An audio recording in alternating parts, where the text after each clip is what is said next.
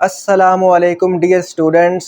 इस वीडियो में हम 11th class physics new book के चैप्टर नंबर 1 जिसका नेम मेजरमेंट्स है, इसका टॉपिक नंबर 1.7 जो कि डायमेंशंस ऑफ फिज़िकल क्वांटिटीज़ है, इसे पढ़ेंगे। स्टूडेंट्स, इस टॉपिक में हम ये समझेंगे कि डायमेंशंस क्या होती हैं और इस वीडियो को एंड तक देखने के बाद आप किसी भी फिज़िकल क्वांटिटी की डायमेंशंस बनाने के काबिल हो जाएंगे। अच्छा, एक बात समझ लें कि ये वाला जो टॉपिक है ये लॉन्ग क्वेश्चन, शॉर्ट क्वेश्चंस और एमसीक्यूज़ तीनों के पॉइंट ऑफ व्यू से वेरी इम्पोर्टेंट है। अब लॉन्ग क्वेश्चन किस तरीके से पेपर में एग्जामिनर पूछेगा, पहले मैं आपको वो क्लियर कर देता हूँ। देखें, आपका जो चैप्टर नंबर 1 है टेक्स्ट बुक में, इसकी एक्सरसाइज के अंदर जो कम्प्रीहेंसिव क्वेश्चंस हैं जिनको हम लॉन्ग क्वेश्चंस भी कहते हैं, तो उसका जो कम्प्रीहेंसिव क्वेश्चन नंबर 1.4 है, अगर आप बुक में देखें तो वो इसी टॉपिक में से बना हुआ है। अब क्वेश्चन क्या है, इसको पढ़ते हैं। तो explain with examples the writing of physical quantities into their dimensions. यानी आपने एक्सप्लेन करना है, वजाहत करनी है, एग्जाम्पल्स भी देनी है कि किसी भी फिजिकल क्वांटिटी की डायमेंशन जो है वो कैसे लिखी जाती हैं। तो राइट इट्स टू बेनिफिट्स, और आपने डायमेंशंस के फिर बाद में 2 बेनिफिट्स भी बताने हैं। तो स्टूडेंट्स, यहाँ पर यानी वो कह रहा है कि जो फिजिकल क्वांटिटी है उसकी डायमेंशंस कैसे बनाते हैं, ये आप एग्जाम्पल्स दें। तो हम उसको एग्जाम्पल्स देंगे। पहले हम यहाँ पर थोड़ा सा ये लिखेंगे कि डायमेंशंस होती क्या है, फिर क्वांटिटीज़ की डायमेंशंस लिखेंगे, और उसके बाद देखें यहाँ पर एग्जाम्पल्स की हेडिंग है। मैं आपके साथ जो है 5 से 6 एग्जाम्पल्स शेयर करूंगा, और इन एग्जाम्पल्स को समझने के बाद आप किसी भी फिजिकल क्वांटिटी की डायमेंशंस बनाने के काबिल हो जाएंगे। तो आइए इस टॉपिक को स्टार्ट करते हैं। और इस में से शॉर्ट क्वेश्चन किस तरीके से बनेगा वो भी आप पहले सुन लें। ऐसे आएगा कि आपको ना वो कोई क्वांटिटी देगा, कहेगा इसकी डायमेंशंस बनाएं।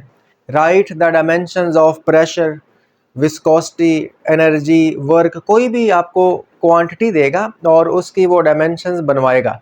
तो यानी कि एग्जांपल्स को अगर आप समझेंगे तो आपके कई शॉर्ट क्वेश्चंस भी अटेम्प्ट हो जाएंगे। और जो हमारे पास एमसीक्यूज़ हैं वो भी इसमें से आते हैं। यानी कि एमसीक्यूज़ कैसे आएगा, कोई क्वांटिटी का नाम बताएगा, लेट करें वो कहता है the dimension of force is. नीचे 4 ऑप्शन होंगे एमसीक्यूज़ में, और उन चारों ऑप्शंस के अंदर वो डायमेंशंस कुछ ना कुछ लिखेगा। तो उन चारों में से जो फोर्स की डायमेंशन है वो आपको टिक करनी होगी।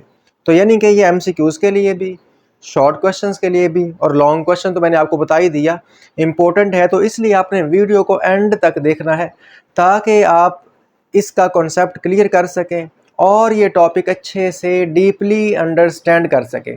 आइए अब इसे स्टार्ट करते हैं, लेकिन उससे पहले आप इस वीडियो को फुल स्क्रीन में कर लें और सेटिंग्स में जाकर वीडियो की क्वालिटी को फुल कर लें ताकि आपको वाइट बोर्ड पर लिखा हुआ और जो मैं लिखूंगा वो क्लियर नज़र आ सके और आप अच्छे से समझ सकें। Students, dimensions of physical quantities. अब देखें, सबसे पहले आपको पता होना चाहिए कि फिजिकल क्वांटिटीज़ क्या होती हैं। तो हमारा जो चैप्टर नंबर 1 है, इसका जो फर्स्ट टॉपिक है वो मैंने अपलोड किया हुआ है, वो फिजिकल क्वांटिटीज़ के बारे में। ये आप उसको डिटेल में इसको समझना चाहते हैं तो उस वीडियो को देख लें। सबसे पहली वीडियो जो है इसी प्लेलिस्ट में वो फिजिकल क्वांटिटीज़ की ही है। अच्छा, ऐसी क्वांटिटीज़ जिनको मेजर किया जा सके वो फिजिकल क्वांटिटीज़ कहलाती हैं। हमारे पास फिजिक्स में जितनी भी आप क्वांटिटीज़ पढ़ते हैं वो सारी की सारी फिजिकल क्वांटिटीज़ है, जैसे स्पीड है, एक्सेलरेशन है, फोर्स है, वर्क है, एनर्जी है, ये सारी की सारी क्या है, फिजिकल क्वांटिटीज़ हैं। अब हमने फर्स्ट टॉपिक में ये भी पढ़ा था, जो टॉपिक नंबर 1.1 है, कि फिजिकल क्वांटिटीज़ की फर्दर 2 टाइप्स हैं, बेस क्वांटिटीज़ और ड्राइव्ड क्वांटिटीज़। तो ये आपको पता होना चाहिए, ठीक है, यानी बेसिक जो कॉन्सेप्ट है वो पता होना चाहिए। तो इसके लिए आप टॉपिक नंबर 1.1 वाली वीडियो देख सकते हैं, हमारे इसी चैनल पर मौजूद है। आइए 2 पॉइंट पढ़ते हैं और उसके बाद फिर हम एग्जांपल्स की तरफ चलेंगे जो कि हमारा मेन पॉइंट होगा। तो पहले हम इसको थोड़ा सा इंट्रोड्यूस करते हैं कि ईच बेस क्वांटिटी। अब आपको बेस क्वांटिटीज़ का पता होना चाहिए, 7 क्वांटिटीज़ बेस है, मैंने यहाँ पर वो लिखी भी हैं, आपने पढ़ रखी है। इज़ कंसीडर्ड अ डायमेंशन, ये सारी की सारी डायमेंशंस है, denoted by a specific symbol. इनके स्पेसिफिक सिंबल होते हैं, वो हम यहाँ पर लिखेंगे। Return with in square brackets, और उनको हमेशा स्क्वायर ब्रैकेट के अंदर लिखते हैं। जिस तरीके से मैस है, अब देखिए मैस जो है इसका यूनिट तो किलोग्राम है, लेकिन इसकी डायमेंशन जो है वो m है, यानी मैस की डायमेंशन को m के साथ शो करते हैं। और इसके गिर्द इस तरीके से ये जो स्क्वायर ब्रैकेट हैं ये अभी आपने लगानी है। लेंथ, ये बेस क्वांटिटीज हैं, 7 बेस क्वांटिटीज हैं, 7 बेस क्वांटिटीज हैं, इनका आपको पता होना चाहिए। लेंथ जो है ये हमारे पास इसका मीटर होता है, लेकिन इसके जो डायमेंशन है, डायमेंशन का सिंबल क्या है, एल। चूँकि लेंथ है ना एल से शुरू हो रही है तो कैपिटल एल, और इसको इस तरीके से स्क्वायर ब्रैकेट्स के अंदर लिखते हैं। टाइम जो है इसकी डायमेंशन का सिंबल टी है, और इसको भी आप इस तरीके से डायमेंशन को हमेशा स्क्वायर ब्रैकेट के अंदर लिखना है। करंट है, इलेक्ट्रिक करंट बेस क्वांटिटी है, तो इसकी जो डायमेंशन है वो हमारे पास होती है कैपिटल ए, कैपिटल ए। अच्छा कैपिटल ए क्यों? चूंकि करंट का यूनिट अम्पेयर होता है तो इसलिए वो अम्पेयर का ए आ गया। बाकी तो सिंपल है, टाइम टी से शुरू हो रहा है तो टी लिख दिया, लेंथ एल से शुरू हो रही है तो कैपिटल एल लिख दिया, मैस एम से शुरू हो रहा है तो कैपिटल एम लिख दिया।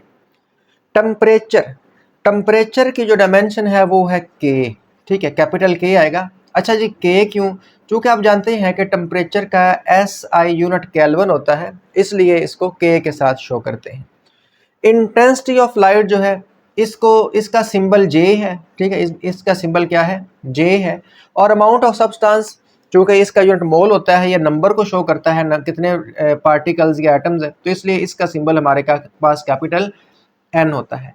ये आपने सारे सिंबल याद रखने हैं, MCQ में पूछ सकता है कि the symbol of dimension of mass is, और आपको 4 ऑप्शन दे देगा तो आप M को टिक करेंगे। इस तरह the symbol of dimension of intensity of light is, कोई से 4 ऑप्शन देगा तो आप J को टिक करेंगे। लेकिन जो ज़्यादा यूज़ होंगे वो पहले 3 हैं, M, L और T, ये 3 ज़्यादा यूज़ होंगे। तो ये हमने पढ़ा कि ये बेस क्वांटिटीज़ हैं और इनकी डायमेंशन होती हैं, और डायमेंशन का एक स्पेसिफिक सिंबल होता है, और ये सिंबल हमने यहाँ पर लिखे, और इनको हम लिखते हैं, रिटर्न करते हैं with in square brackets, square brackets के अंदर लिखते हैं। इसके बाद ये एक पॉइंट है, ये पॉइंट मैं आपको अभी बाद में समझाऊंगा, तो लेकिन पहले हम एग्जाम्पल जो है वो स्टार्ट करते हैं। एग्जाम्पल जो है चले स्टार्ट करते हैं। स्टूडेंट्स यहाँ पर हम किसी भी क्वांटिटी की डायमेंशन बनाना सीखने वाले हैं। तो मैं आपको बता दूं कि डायमेंशंस बनाने के 2 तरीके हैं, एक तो बहुत ही बेसिक तरीका है और एक थोड़ा सा एडवांस है। हम यहाँ पर बेसिक जो है मेथड वो सीखेंगे, क्योंकि ये मेथड जो है इसको समझना बहुत आसान है। तो आइए हम यहाँ पर कोई एक क्वांटिटी ले लेते हैं और उसकी डायमेंशन बनाना सीखते हैं। ये एग्जांपल्स हैं, पहली एग्जांपल, ठीक है, चूँकि उसने लॉन्ग क्वेश्चन जो है ये भी ऐसे ही पूछा है, तो ये जो जब लॉन्ग क्वेश्चन पेपर में आएगा ना, तो जिस तरीके से मैं आपको लिखवा रहा हूँ ऐसे ही आपने अटैम्प्ट करना है। पहले आप हेडिंग देंगे, ये 2 पॉइंट लिखेंगे, उसके बाद ये एक कॉलम बना के जो 7 बेस क्वांटिटीज़ है उनकी डायमेंशंस के सिंबल लिख देंगे। उसके बाद चूँकि उसने एग्जाम्पल्स पूछी हैं तो अब आपने एग्जाम्पल्स लिखनी है। अभी कितनी एग्जाम्पल्स लिखनी है? तो 4 एग्जाम्पल्स कम से कम आप ज़रूर लिखें। मैं आपको 6 एग्जाम्पल्स यहाँ पर सॉल्व करवाऊँगा।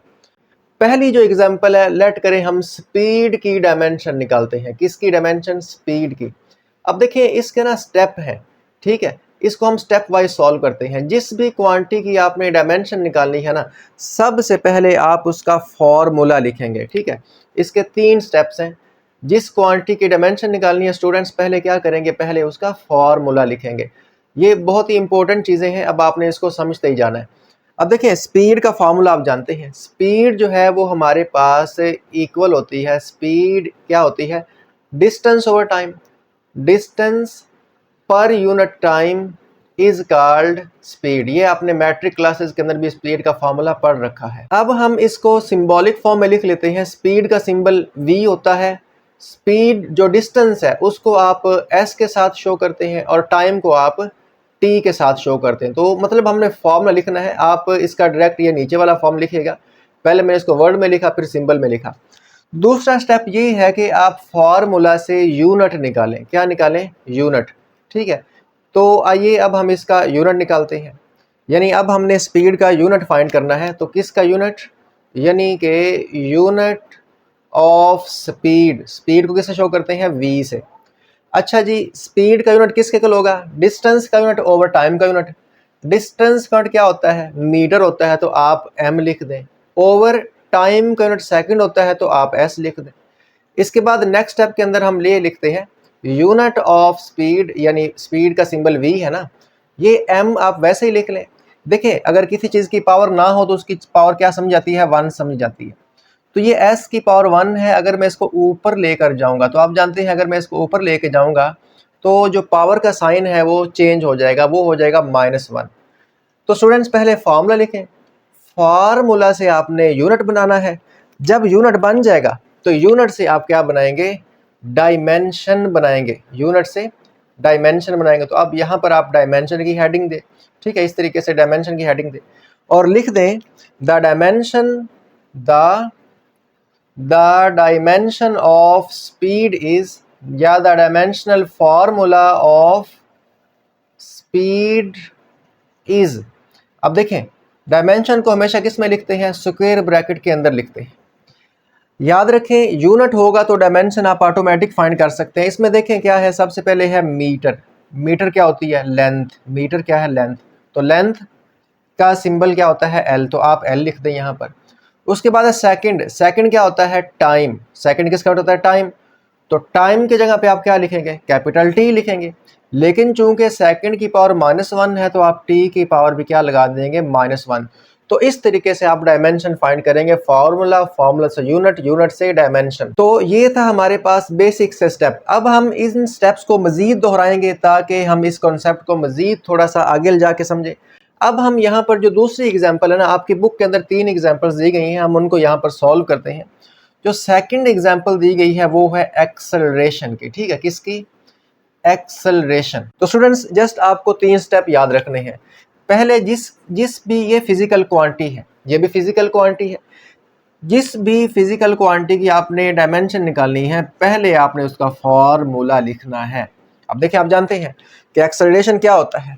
तो भाई एक्सेलरेशन क्या होता है, rate of change in velocity is called acceleration. यानी एक्सेलरेशन इक्वल होता है वेलोसिटी ओवर टाइम। जिस तरह स्पीड होती है या वेलोसिटी होती है डिस्टेंस ओवर टाइम, इस तरह एक्सेलरेशन होता है वेलोसिटी ओवर टाइम। तो ये फार्मूला है। अब इसको सिंबॉलिक फॉर्म में लिख लें।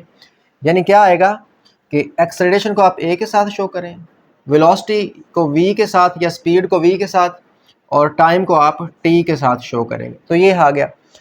अब फार्मूला आ गया। फार्मूला से हमने क्या बनाना है, यूनिट। चलो इसको मैं यहाँ पर ऊपर लेके जाता हूँ। अब हम इसी फार्मूला से एक्सेलरेशन का यूनिट बनाएंगे और फिर यूनिट से हम क्या बनाएंगे, डायमेंशन। फार्मूला के बाद हमने बनाना है इसका यूनिट। ओके, तो देखिएगा यूनिट कैसे बनाते हैं। तो हम लिखेंगे unit of acceleration, unit of x. बस आपको मेथड समझ आ गया ना, तो आप किसी भी क्वांटिटी की डायमेंशन बनाना सीख जाएंगे। तो वेलोसिटी का यूनिट क्या होता है जी, वेलोसिटी का यूनिट तो अभी हमने निकाला, वेलोसिटी और स्पीड का यूनिट सेम होता है। तो वेलोसिटी या स्पीड का यूनिट क्या होता है, मीटर पर सेकंड, m s की पावर -1 ओवर है टाइम, और टाइम का यूनिट क्या होता है, सेकंड। टाइम का यूनिट क्या होता है, सेकंड। अब हम इसको मजीद थोड़ा सा सॉल्व करते हैं। तो unit of acceleration a is equal to, ये ऊपर वाला m s की पावर -1 आप वैसे ही लिख लें ऊपर वाला। ये नीचे वाला आपको पता है s की पावर 1 है, इसको भी आप ऊपर ले जाएं। जब आप इसको ऊपर लेकर जाएंगे तो ये ऊपर जाकर s की पावर -1 हो जाएगा, ठीक है। ऊपर वाला वैसे ही, नीचे वाला ऊपर जाकर s की पावर -1 हो गया। अब हम इसको थोड़ा सा और सॉल्व करते हैं। तो हमारे पास एक्सेलरेशन का यूनिट क्या आएगा, देखिए m, अब बेस सेम है, ये s की पावर -1, ये भी s की पावर -1, तो s की पावर क्या हो जाएगी, -1 यानी -2 हो जाएगी। अब हमने फार्मूला लिखा, फार्मूला से यूनिट निकाला, और यूनिट से हम क्या करेंगे, डायमेंशन बनाएंगे। तो यहाँ पर हम हेडिंग देते हैं डायमेंशन की, यानी कि ये 3 स्टेप के अंदर डायमेंशन बनती है। किसी भी क्वांटिटी की डायमेंशन बनाना आप सीख जाएंगे, बस आप साथ जुड़े रहें और समझते जाएं, ठीक है। अभी हम 3-4 एग्जांपल्स और सॉल्व करनी है ताकि आपको 100% किसी भी क्वांटिटी की डायमेंशन बनाना आ जाए। तो हम लिखेंगे कि the dimension of acceleration is, dimension बनाने के लिए आपके पास यूनिट होना ज़रूरी है। The dimension of acceleration, the dimension of acceleration is. अब देखें यहाँ पर स्क्वायर ब्रैकेट के अंदर लिखना है, स्क्वायर ब्रैकेट के अंदर लिखना है आपने। तो इसमें क्या है, मीटर। मीटर क्या होता है, लेंथ का, तो मीटर की जगह पे एल आएगा चूंकि लेंथ है। सेकंड क्या होता है, सेकंड टाइम है, तो आप टी लगा दें। ऊपर -2 है ना, तो यहाँ पर आप -2 लगा दें। तो इस तरीके से आपने डायमेंशन फाइंड कर ली। अच्छा, आप डायरेक्ट यूनिट से डायमेंशन लिख सकते हैं, लेकिन चूंकि जब शॉर्ट आता है तो आपने प्रॉपर स्टेप्स को, प्रॉपर प्रोसीजर को फॉलो करना होता है। तो इस तरीके से अगर आप हेडिंग दे के सॉल्व करेंगे तो वो ज़्यादा बेटर लगेगा। थर्ड एग्जाम्पल, अब हम एक और इसको सॉल्व करने वाले लगे हैं, जो कि उसने पूछा है कि आपने एग्जाम्पल्स लिखनी है, तो 4 से 5 एग्जाम्पल्स तो लिखनी पड़ेंगी, सॉल्व करनी पड़ेंगी। आइए अब हम एक नई क्वांटिटी की एग्जाम्पल जो है सॉल्व करते हैं, और आपकी बुक के अंदर ये 3 सॉल्व की गई हैं, स्पीड, एक्सेलरेशन, और अब हम करने लगे हैं जी फोर्स। ठीक है, तो बता चुका हूँ किसी भी क्वांटिटी की डायमेंशन फाइंड करनी हो तो कैसे, 3 स्टेप्स हैं। पहले उसका फार्मूला लिखो। फार्मूला जो है आप जानते हैं, फोर्स का फार्मूला हम लेते हैं Newton second law of motion से। तो Newton second law of motion क्या होता है, F is equal to M A, F is equal to M into A. यहाँ पर F जो है फोर्स, m मैस, और a क्या है, एक्सेलरेशन है। तो फार्मूला लिखने के बाद हम क्या करते हैं, इससे यूनिट बनाते हैं। आप जानते हैं यूनिट बनाने के लिए फार्मूला का होना ज़रूरी है, और डायमेंशन बनाने के लिए यूनिट का होना ज़रूरी है। तो यानी ये तीनों स्टेप्स आपने फॉलो करने हैं। तो यूनिट ऑफ फोर्स, ठीक है, फोर्स कंप्लीट लिख सकते हैं, सिंपल एफ भी लिख सकते हैं। क्या आएगा, मैस का यूनिट, मैस का यूनिट क्या होता है, किलोग्राम। मैस का यूनिट क्या होता है, किलोग्राम। एक्सेलरेशन का यूनिट क्या होता है, देखिए एक्सेलरेशन का यूनिट ये निकाला, unit of acceleration M S power -2, यानी मीटर पर सेकंड स्क्वायर। ठीक है, तो ये आ गया किसका यूनिट, फोर्स का यूनिट आ गया। सिंपल है। अब हम इसकी डायमेंशन निकाल लेते हैं जी। डायमेंशन, डायमेंशन देखें कितनी निकालनी, कितनी आसान है। डायमेंशन कैसे निकलेगी, यूनिट से ही डायमेंशन बनती है। तो हम लिख सकते हैं the dimension of force is, क्या डायमेंशन इसकी बनेगी, आप डायमेंशन को हमेशा स्क्वायर ब्रैकेट के अंदर लिखेंगे, स्क्वायर ब्रैकेट के अंदर लिखेंगे। अब देखें यहाँ पर पहले है किलोग्राम, तो किलोग्राम मैस, और मैस का डायमेंशन m होती है। तो किलोग्राम मैस है, तो आप यहाँ पर इसकी जगह पे क्या लिखेंगे, m लिखेंगे, मैस को आप m। उसके बाद है मीटर, किलोग्राम मीटर, ये मीटर है। मीटर लेंथ होती है तो l लिखेंगे। सेकंड टाइम है तो t लिखेंगे, ऊपर -2 आप वैसे का वैसे लगा दे। तो ये हमारे पास इसमें ना डायमेंशन में 3 चीज़ें आती है, m l t। अब चूंकि इसमें m नहीं है ना, तो आप इसको ऐसे भी लिख सकते हैं, देखिएगा इसको आप ऐसे भी लिख सकते हैं। यहाँ पर आप यहाँ पर इसको LT-1 ही लिखें, LT की पावर -1 लिखें। चूँकि इसमें m नहीं है तो आप m लिख लें, लेकिन उसकी पावर 0 लगा दें। आप जानते हैं किसी भी चीज़ की पावर 0 1 होती है, और 1 के साथ कुछ भी मल्टीप्लाई हो तो फ़र्क नहीं पड़ता। तो आप इसको ऐसे भी लिख सकते हैं। इस तरह आप इसको भी ऐसे भी लिख सकते हैं कि ये LT-2 आप वैसे ही लिख लें, LT-2, साथ m नहीं है तो m की पावर 0 लगा सकते हैं। अब ये आपको, यही आपको MCQs में आता है। वो पूछेगा the dimension of speed is, 4 option देगा। एक ऑप्शन ये होगा, दूसरे ऑप्शन में कोई और किसी क्वांटिटी की डायमेंशन देगा, तीसरी में किसी की। तो जिसकी उसने पूछी आपने उसकी टिक करके एक नंबर ले लेना है। तो इस तरीके से MCQs जो है एक आधा इसमें से ज़रूर आता है। और शॉर्ट क्वेश्चन आता है कि right the dimension of speed, force. तो इस तरीके से कोई सी आपको 1 या 2 क्वांटिटीज शॉर्ट क्वेश्चन में देके डायमेंशन पूछेगा, तो आप सिंपल जिसकी डायमेंशन पूछे उसकी हेडिंग देना, उसका फार्मूला से यूनिट, यूनिट से डायमेंशंस बना दीजिएगा। तो ये 3 स्टेप के अंदर आप इसको सॉल्व कर सकते हैं। स्टूडेंट्स आइए इसको मज़ीद थोड़ा सा सॉल्व करते हैं। हम एक नई क्वांटिटी लेते हैं, उसकी डायमेंशन बनाना सीखते हैं। तो इसको मैं यहाँ पर सॉल्व करता हूँ। यहाँ पर मज़ीद हमारे पास थोड़ी सी जगह है, यानी हम 2 क्वांटिटीज़ की डायमेंशन यहाँ पर मज़ीद बना सकते हैं। तो आइए ज़रा बनाते हैं। अब हम यहाँ पर किस क्वांटिटी की डायमेंशन बनाएंगे जी, तो लेट करें हम चले वर्क की डायमेंशन बना लेते हैं। ठीक है, अब हम जो 4th एग्जांपल है वो किसके लेने वाले हैं, वर्क की। ठीक है, तो मैं यहाँ पर 4 लिख रहा हूँ वर्क। तो हम यहाँ पर अब वर्क की डायमेंशन निकालेंगे। तो स्टूडेंट स्टेप आपने यही फॉलो करने हैं। पहले आप क्या लिखेंगे, फॉर्मूला। पहले आप वर्क का फॉर्मूला लिखेंगे, और फार्मूला से के बाद आप क्या करेंगे, यूनिट। फार्मूला से आप यूनिट बनाएंगे। जब आपके पास यूनिट आ जाएगा तो फिर उसके बाद आप उससे उसकी डायमेंशन बनाएंगे। तो ये 3 स्टेप हैं। 3 स्टेप्स के अंदर आप किसी भी क्वांटिटी की डायमेंशन फाइंड कर सकते हैं। आइए मैंने हेडिंग दे ली है इकट्ठी। वर्क आप जानते हैं इक्वल होता है product of force and displacement, W = FD। The product of force and displacement is called work. अब हम यहाँ पर इसका यूनिट बना लेते हैं। तो यूनिट ऑफ वर्क, ध्यान के साथ समझिएगा, यूनिट ऑफ वर्क, वर्क का यूनिट क्या होगा। अब देखें यहाँ पर है फोर्स, तो फोर्स का यूनिट लिखे भाई, फोर्स का यूनिट क्या होता है, ये देखिए आपके पास अभी मैंने लिखा यूनिट ऑफ फोर्स क्या है, यहाँ पर पुट कर दें उसको। फोर्स का यूनिट होता है किलोग्राम मीटर पर सेकंड स्क्वायर, जो कि हम यूनिट बना रहे हैं ना, तो हमने सबके यूनिट लिखने हैं। डी डिस्प्लेसमेंट है, डिस्टेंस है, डिस्टेंस का यूनिट क्या होता है, मीटर। तो हमने यहाँ पर इनका यूनिट लिख लिए।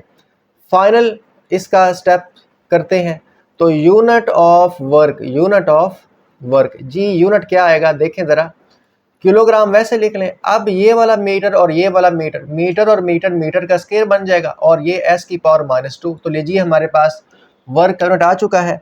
जब आपके पास यूनिट आ जाए तो आप डायमेंशन फाइंड कर ले, तो आप लिख सकते हैं the dimension of work is, आप डायमेंशन को हमेशा स्क्वायर ब्रैकेट के अंदर लिखेंगे। इसमें देखें सबसे पहले है किलोग्राम, किलोग्राम क्या होता है, मैस, किलोग्राम हमारे पास होता है मैस। इसके बाद है मीटर, मीटर क्या होती है, लेंथ, ऊपर स्केयर लगा दे चूँकि ऊपर स्केयर है। सेकंड, सेकंड क्या होता है, टाइम होता है, टाइम का यूनिट है, तो टी लगा दे ऊपर -2 लगा, तो ये है वर्क का यूनिट। और एनर्जी का भी होगा, चूँकि वर्क और एनर्जी का यूनिट जाउल या ये किलोग्राम मीटर स्क्वायर पर सेकंड स्क्वायर होता है। तो यही हमारे पास वर्क और यही हमारे पास एनर्जी की डायमेंशन होगी। अब हम एक और यहाँ पर एग्जाम्पल करते हैं, लास्ट एग्जाम्पल करवाता हूँ, चलें आखिरी एग्जाम्पल आप मेरे साथ सॉल्व कीजिए, और ये है प्रेशर। चलें हम प्रेशर की जो है डायमेंशन निकालना सीखते हैं, किस तरह डायमेंशन निकालते हैं।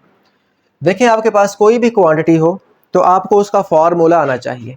अगर आपको फार्मूला आता है तो फिर आप उससे यूनिट निकालें, और जब आप यूनिट निकाल लें तो फिर आप उससे डायमेंशन निकाल लें।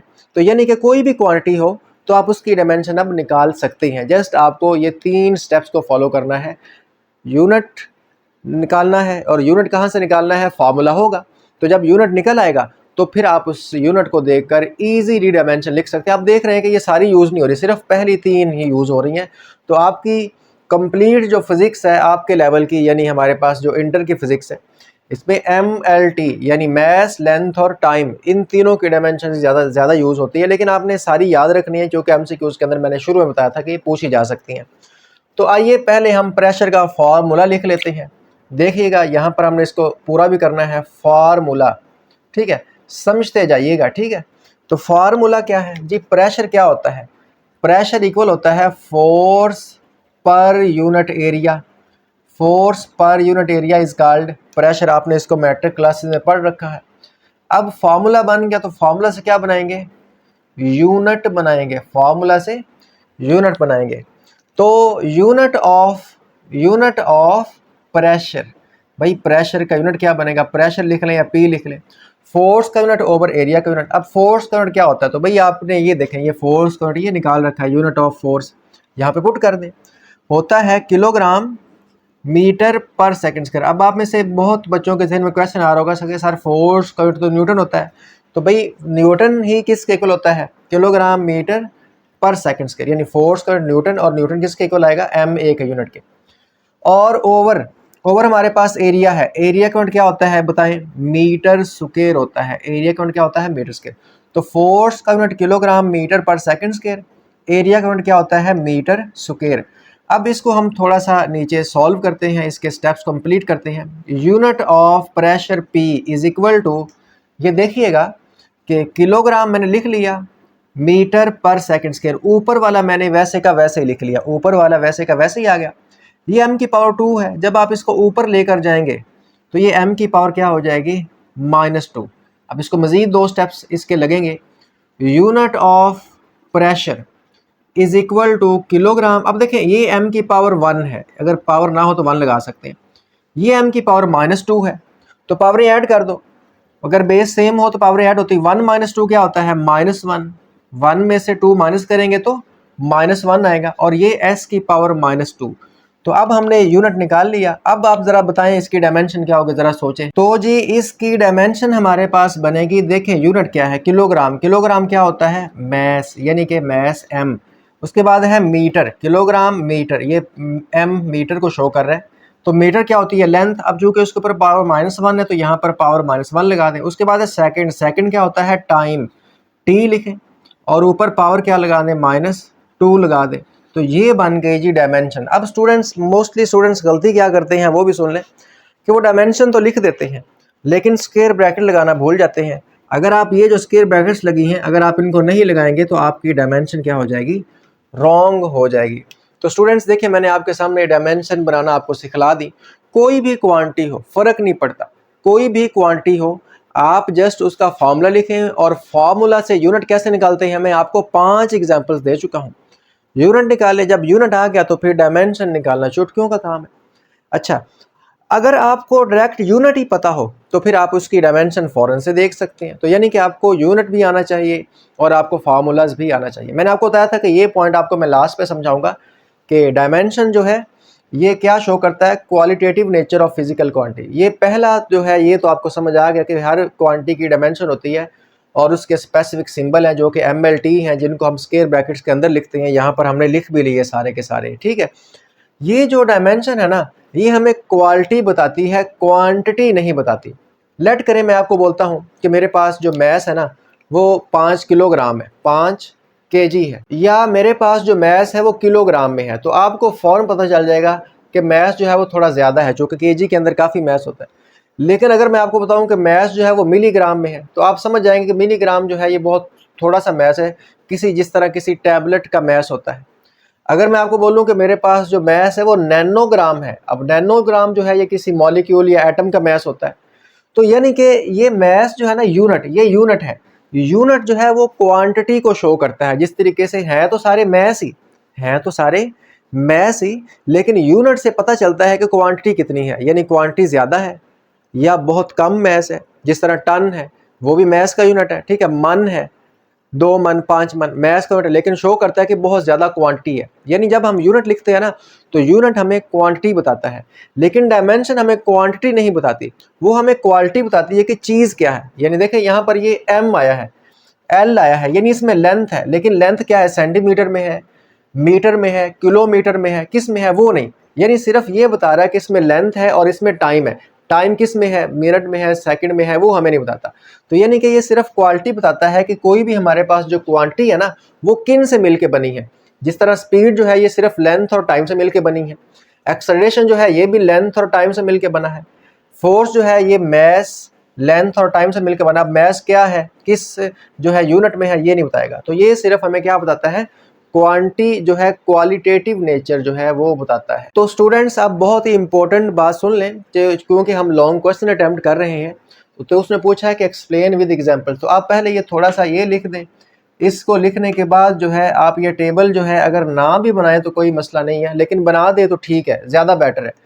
ये वाले 2 पॉइंट्स लिखें, टेबल बनाएं, और उसने एग्जांपल्स पूछी हैं तो आप कम से कम 4 एग्जांपल जो है वो लिख दें। मैंने आपके सामने 5 लिखी हैं, आप 4 एग्जांपल्स लिख दीजिएगा। अब इसके बाद क्या रह गया, राइट इट्स 2 बेनिफिट्स, ये रह गए हैं। तो आइए हम नेक्स्ट व्हाइट बोर्ड पर चलते हैं और इसके बेनिफिट्स डिस्कस करते हैं। तो अब हम बात करते हैं यहाँ पर बेनिफिट्स और यूजेस ऑफ डायमेंशंस के बारे में। स्टूडेंट्स, डायमेंशंस की खूबसूरती ये है कि हम इनको यूज़ करके फ़िज़िक्स के अंदर जो हज़ारों फार्मूलाज हैं उनकी करेक्टनेस को चेक कर सकते हैं। यानी कि डायमेंशंस का इस्तेमाल करके हम ये पता चला सकते हैं कि क्या ये जो हमारे पास फार्मूला है, कोई भी किसी भी किस्म का जो फ़िज़िक्स वाला है, ये ठीक है या गलत है। जो साइंटिस्ट हैं वो डायमेंशन एनालिसिस का यूज़ करते हुए फार्मूलाज जब बनाते हैं तो क्या वो फार्मूला ठीक बना या नहीं, उसको पहले वो डायमेंशंस का यूज़ करके चेक करते हैं। तो यानी कि जब भी कोई नया फार्मूला बनता है तो पहले डायमेंशंस के ज़रिए वो चेक होता है, उसके बाद जो है वो पब्लिश होता है। अब किस तरीके से चेक होता है, इसका क्या मेथड है, तो आइए इसे डिस्कस करते हैं। तो ये बेनिफिट्स हैं डायमेंशन के या डायमेंशन के यूजेस हैं। तो पहला जो इसका बेनिफिट है, चूँकि उसने 2 बेनिफिट्स पूछे हैं तो हम 2 बेनिफिट्स डिस्कस करेंगे।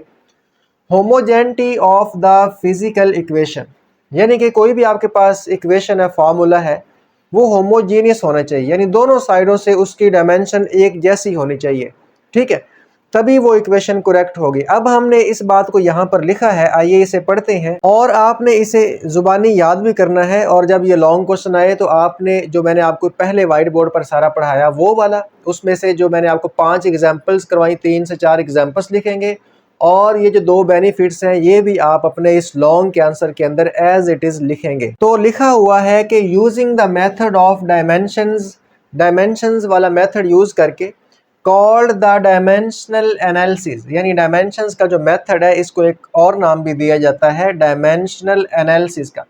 We can check the correctness of given formula और एन इक्वेशन। हमारे पास कोई भी फिजिक्स का फार्मूला हो, कोई भी इक्वेशन हो, क्या वो इक्वेशन ठीक लिखी गई है या नहीं, तो हम डायमेंशन का यूज़ करते हुए ये इस चीज़ का पता चला सकते हैं। और कैसे पता चलाएंगे? In order to check the correctness of an equation. Let करें हमारे पास कोई भी इक्वेशन है, E is equal to M C square, F is equal to M A, या इक्वेशंस ऑफ मोशन में से कोई भी इक्वेशन है, फिजिक्स की किसी भी किस्म की कोई इक्वेशन है, तो अगर हम उसको चेक करना चाहते हैं कि वो जो इक्वेशन लिखी हुई है वो ठीक है या रॉन्ग है, in order to check the correctness of an equation, अगर हम किसी भी इक्वेशन की करेक्टनेस चेक करना चाहते हैं, we are to show that dimensions of quantities on both sides of the equation is same. तो जो इक्वेशंस है ना, उसकी आप जानते हैं इक्वेशन की एक लेफ्ट साइड होती है, एक राइट साइड होती है, तो दोनों साइड की जो डायमेंशंस हैं, जो उसके अंदर इक्वेशन के अंदर क्वांटिटीज हैं, उनकी दोनों साइड पे डायमेंशंस जो है वो सेम होनी चाहिए। अगर सेम है तो वो इक्वेशन करेक्ट है, अगर सेम नहीं है तो वो इक्वेशन रॉन्ग है। और इस मेथड को हम बोलते हैं, इस प्रिंसिपल को हम बोलते हैं, this is called the principle of homogeneity of dimensions. तो अगर आपको आ जाए कि define principle of homogeneity of dimensions, तो आप अलग से इसको शॉर्ट क्वेश्चन के फॉर्म में अटेम्प्ट कर सकते हैं। अब स्टूडेंट्स, हमें इसकी प्रैक्टिस भी करनी है, हमें इसको चेक भी करना है प्रैक्टिकली कि वाकई ये तरीका कारआमद है या नहीं। एग्जाम्पल क्या है कि suppose a car starts from rest. Let करें हमारे पास एक कार है, लेट करें ये मेरे पास यहाँ पर ये रोड है, ठीक है, ये क्या है, ये रोड है, और ये हमारे पास है जी कार, ठीक है, ये कार है यहाँ पर, ये पहले रेस्ट में है, रुकी हुई है, एंड कवर्स डिस्टेंस एस, और फिर उसके बाद ये चली। इसने जारी बात है, कार खड़ी हुई थी, रेस्ट में थी, जब चलेगी इस तरीके से चलेगी तो डिस्टेंस कवर करेगी, जहां से जहां तक जाएगी दरमियान में जो फर्स्ट है वो डिस्टेंस इन टाइम टी, और डिस्टेंस कवर करने में टाइम भी लगता है, यानी ऑब्जेक्ट पहले रेस्ट में था, मूव करता हुआ आगे जा रहा है, तो डिस्टेंस भी कवर हो रहा है और उसको टाइम भी लग रहा है, चंद सेकंड या चंद मिनट लगेंगे। विद एक्सेलरेशन है, उसका एक्सेलरेशन भी होगा, चूंकि उसकी पहले वेलोसिटी 0 थी, उसकी वेलोसिटी चेंज होती होती आगे बढ़ी, तो वेलोसिटी में चेंज, एक्सेलरेशन। तो ये वाला सेंटेंस आपकी बुक में लिखा गया है, the equation of motion is given as. तो अब हम इक्वेशन ऑफ मोशन लगाएंगे, वो जो बॉडी ने डिस्टेंस कवर किया वो एस, वो इक्वल होगा उसकी initial velocity multiply by time plus half A T square. ये जानते हैं आपके सेकंड इक्वेशन ऑफ मोशन है, ठीक है। अब हम ये चेक करेंगे कि क्या इक्वेशन ये करेक्ट है। तो इसमें एक काम करें कि पहले तो आप वी आई को 0 पुट कर दें, क्यों, क्योंकि कार स्टार्ट हुई है रेस्ट से, तो वी आई क्या है, 0 है, तो लिहाजा वी आई को अगर मैं 0 पुट करूंगा तो S is equal to V I 0 हो गया, तो 0 टी प्लस 1/2 ए टी का square, half A T square, तो S is equal to 1/2 A T square आया। स्टूडेंट्स ये 0 हो जाएगा तो इसको ना भी लिखें तो कोई मसला नहीं है। अब ये इक्वेशन है, क्या ये इक्वेशन करेक्ट है, क्या ये वाला फार्मूला करेक्ट है, कैसे पता चलेगा? तो भाई ऐसे पता चलेगा, हमें इसकी क्या करना है, we are to show that dimensions of both quantities on both sides of the equation is same. यानी इसमें ये जो क्वांटिटी है, एस है, ए है, टी है, दोनों साइड पे इनकी डायमेंशन सेम होनी चाहिए। तो आइए ज़रा डायमेंशन निकालते हैं।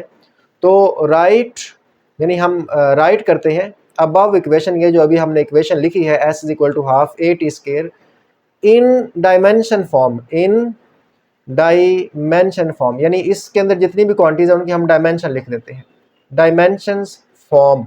जिसे आप लिखते हैं ना taking square on both sides, तो taking dimensions on both side लिख लें, taking dimensions on both sides.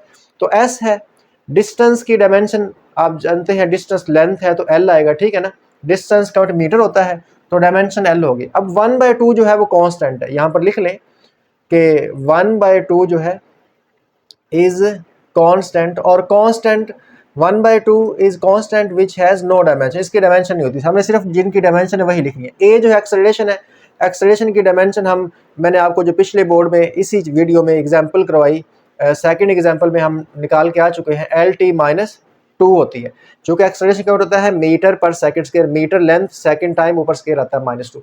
अच्छा ये है टी का स्क्वायर, टी टाइम है तो टी आएगा ना, टाइम का यूनिट सेकंड, तो डायमेंशन टी ऊपर स्क्वायर है, तो यहाँ पर आप इसके ऊपर स्क्वायर भी लगा दें, तो ये लिख लिया।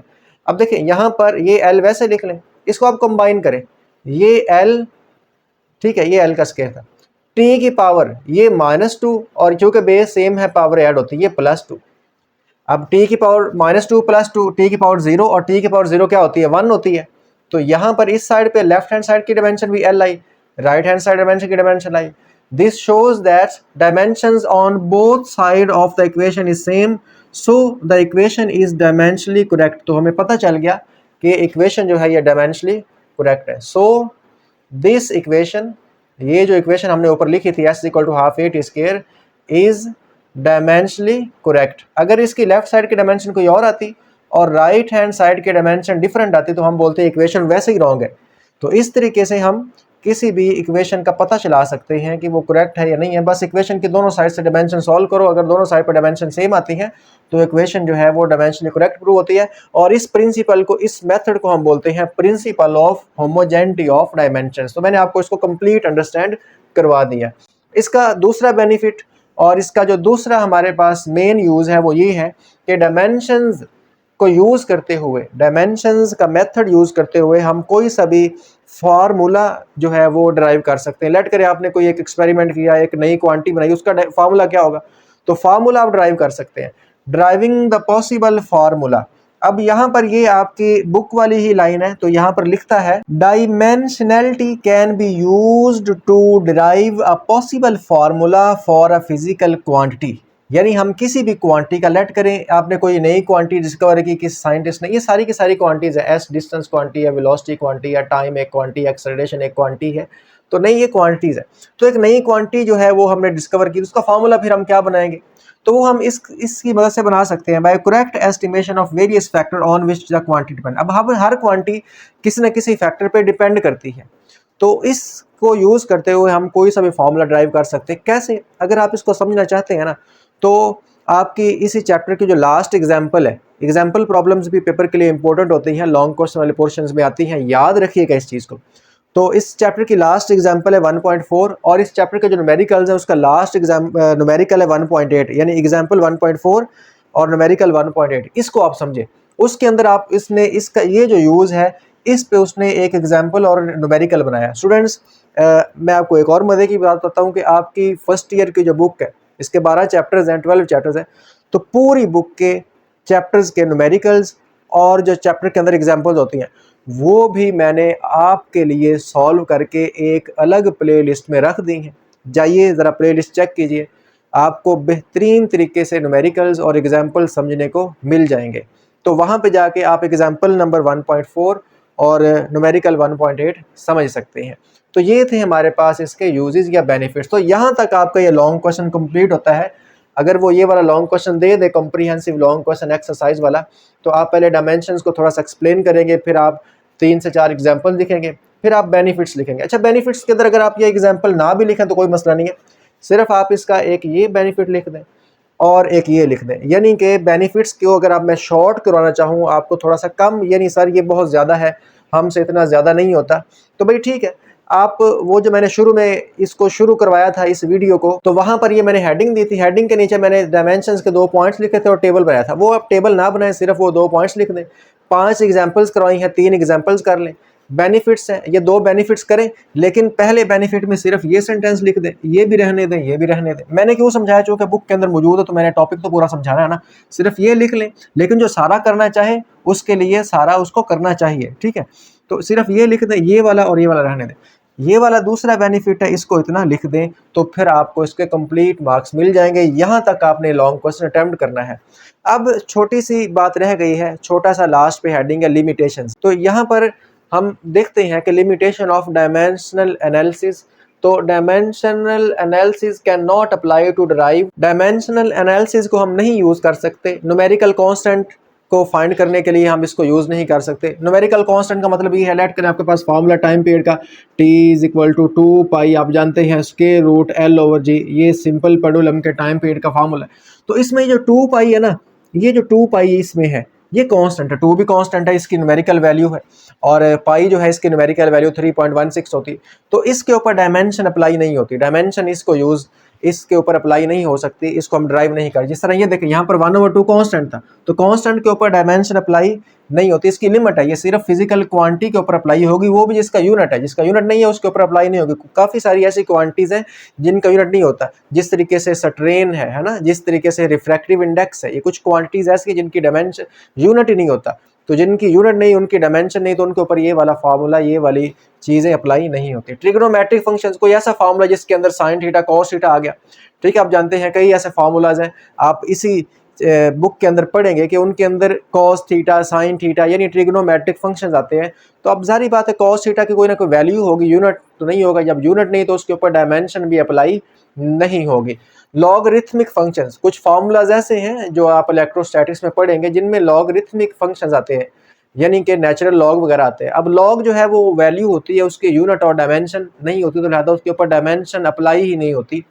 एक्सपोनेंशियल फंक्शन ई की पावर के अगर किसी फार्मूला में आ जाए तो उसके ऊपर भी डायमेंशन अप्लाई नहीं होगी, यानी कि डायमेंशन की लिमिट है कि ये इन कुछ फिजिकल क्वांटिटीज पे अप्लाई होती है और कई चीज़ों के ऊपर ये काम नहीं करती, वहाँ तक इसकी लिमिट नहीं है।